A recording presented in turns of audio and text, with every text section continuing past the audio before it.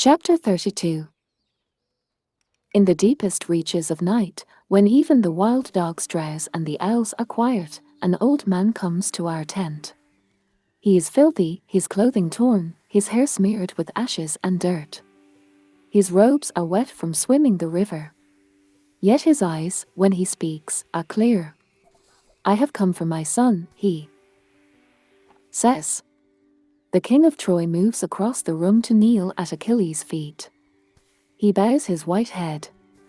"Will you hear a father's prayer, mighty prince of Tyre, best of the Greeks?"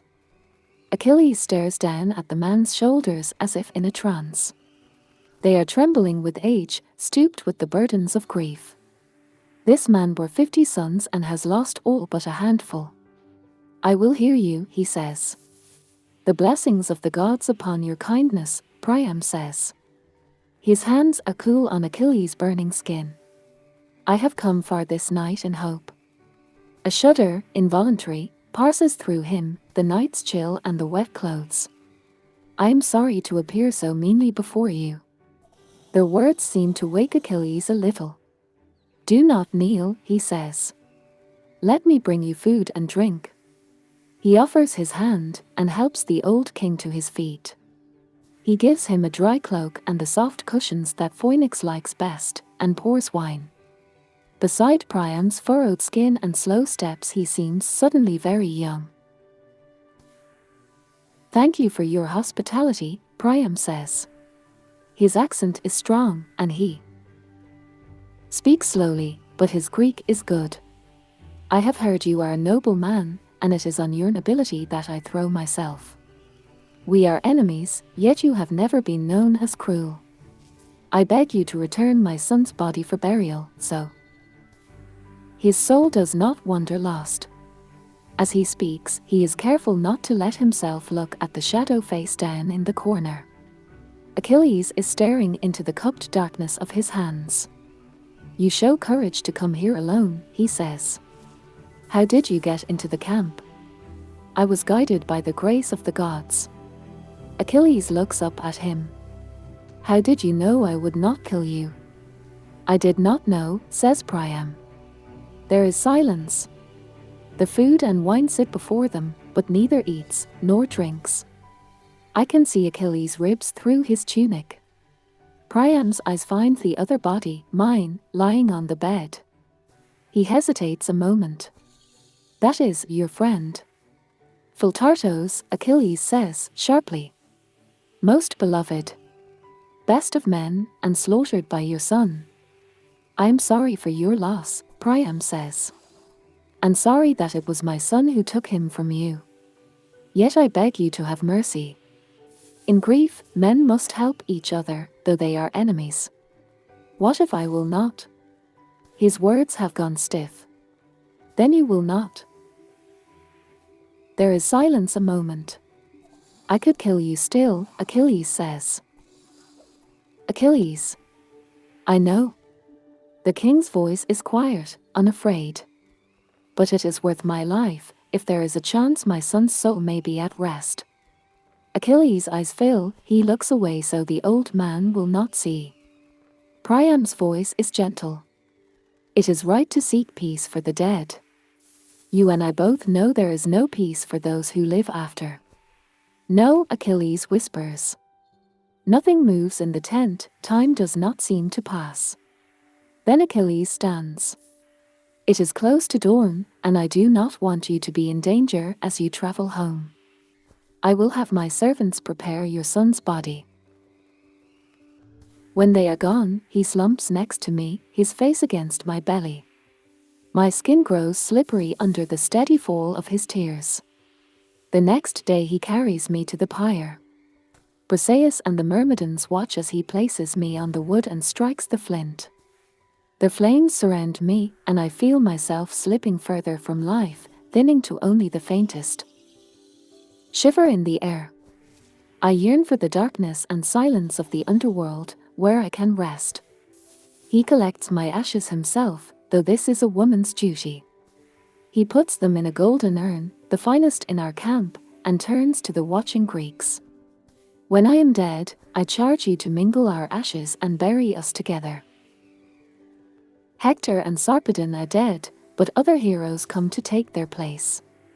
Anatolia is rich with allies and those making common cause against invaders. First is Memnon, the son of rosy-fingered Dawn, king of Ethiopia. A large man, dark and crowned, striding forward with an army of soldiers as dark as he, a burnished black. He stands, grinning expectantly. He has come for one man, and one man alone. That man comes to meet him armed with only a spear. His breastplate is carelessly buckled, his once bright hair hangs lank and unwashed. Memnon laughs. This will be easy. When he crumples, folded around a long ashen shaft, the smile is shaken from his face. Wearily, Achilles retrieves his spear. Next come the horsewomen, breasts exposed, their skin glistening like oiled wood. Their hair is bound back, their arms are full of spears and bristling arrows. Curved shields hang from their saddles, crescent-shaped, as if coined from the moon. At their front is a single figure on a chestnut. Horse, hair loose, Anatolian eyes dark and curving and fierce, chips of stone that move restlessly over the army before her. Penthesilea. She wears a cape, and it is this that undoes her, that allows her to be pulled, limbs light and poised as a cat, from her horse. She tumbles with easy grace, and one of her hands flashes for the spear tied to her saddle. She crouches in the dirt, bracing it. A face looms over her, grim, darkened, dulled. It wears no armor at all anymore, exposing all its skin to points and punctures. It is turned now, in hope, in wistfulness, towards her. She stabs, and Achilles' body dodges the deadly point, impossibly lithe, endlessly agile. Always, its muscles betray it, seeking life instead of the peace that spears bring. She thrusts again, and he leaps over the point, drawn up like a frog, body light and loose. He makes a sound of grief. He had hoped, because she has killed so many. Because from her horse she seemed so like him, so quick and graceful, so relentless. But she is not. A single thrust crushes her to the ground, leaves her chest torn up like a field beneath the plough. Her women scream in anger, in grief, at his retreating, bowed shoulders. Last of all is a young boy, Troilus. They have kept him behind the wall as their security, the youngest son of Priam, the one they want to survive. It is his brother's death that has pulled him from the walls. He is brave and foolish and will not listen. I see him wrenching from the restraining hands of his older brothers and leaping into his chariot.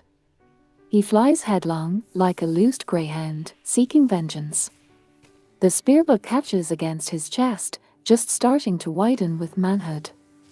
He falls, still holding the reins, and the frightened horses bolt, dragging him behind. His trailing spear-tip clicks against the stones, writing in the dust with its bronze fingernail. At last he frees himself and stands, his legs, his back, scraped and crusted. He faces the older man who looms in front of him, the shadow that haunts the battlefield, the grisly face that wearily kills man after man.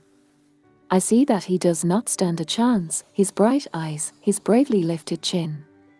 Their point catches the soft bulb of his throat, and liquid spills like ink, its color bled away by the dusk around me. The boy falls. Within the walls of Troy, a bow is strung quickly by rushing hands. An arrow is selected, and princely feet hurry upstairs to a tower that tilts over a battlefield of dead and dying, where a god is waiting. It is easy for Paris to find his target. The man moves slowly, like a lion grown wounded and sick, but his gold hair is unmistakable. Paris knocks his arrow. Where do I aim? I heard he was invulnerable. Except for, he is a man, Apollo says. Not a god. Shoot him and he will die. Paris aims. The god touches his finger to the arrow's fletching. Then he breathes, a puff of air, as if to send dandelions flying, to push toy boats over water. And the arrow flies, straight and silent, in a curving, downward arc towards Achilles' back. Achilles hears the faint hum of its passage a second before it strikes. He turns his head a little, as if to watch it come. He closes his eyes and feels its point push through his skin, parting thick muscle, worming its way past there, interlacing fingers of his ribs. There, at last, is his heart. Blood spills between shoulder blades, dark and slick as oil. Achilles smiles as his face strikes the earth,